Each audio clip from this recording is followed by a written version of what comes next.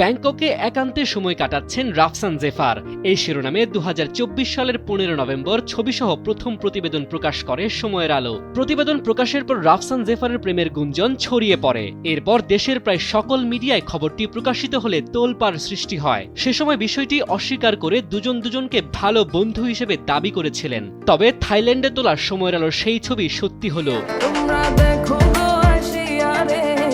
বেশ কয়েকবার তাদের ঘনিষ্ঠ মুহূর্তের ছবি ভাইরাল হলেও প্রেমের সম্পর্ক বরাবরই এড়িয়ে গেছেন তারা। অবশেষে প্রায় 15 মাস আগে তোলা সময়ের আলোর সেই ছবি সত্যি হতে চলেছে। বুধবার বিয়ের পিড়িতে বসতে যাচ্ছেন উপস্থাপক রাফসান ও সঙ্গীত শিল্পী জেফার রহমান। সপ্তাহখানেক ধরেই পরিকল্পনা চলছে।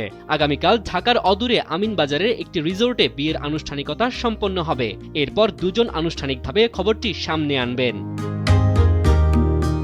2024 সালের 15 নভেম্বর বাংলাদেশ সময় দুপুর 1:30টায় ব্যাংককের সিয়াম প্যারাগন শপিং মলে বিখ্যাত পেরি পেরি ফুড শপের ভেতরে দুজনকে দেখা যায়। সময়ের আলোর প্রতিবেদন প্রকাশের পর জেফার বলেছিলেন, আমাকে নিয়ে এমন কথা তো যে কেউ বলতে পারে, এসব ভিত্তিহীন। মানুষ যখন একটা রসালো খবর বানাতে পারে, কেউ সেটার সুযোগ মিস করে না।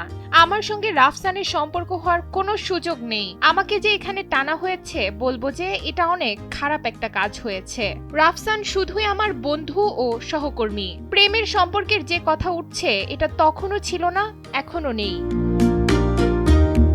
সোশ্যাল মিডিয়ায় একটি বিষয় নিয়ে প্রচুর কমেন্ট দেখতে পাচ্ছি জেফারকে জড়িয়ে। আপনারাই বলছেন এরকম চেহারা নিয়েও চিট করা যায়, আবার আপনারাই বলছেন জেফারের কারণে আমার ঘর ভেঙে গেছে। যেহেতু আমার চেহারা একটি বড় বিষয় হয়ে দাঁড়িয়েছে, মনে হচ্ছে এই চেহারা নিয়ে জেফার কেন, হলিউডের কোনো নায়িকাও চেস করে ফেলতে পারবো।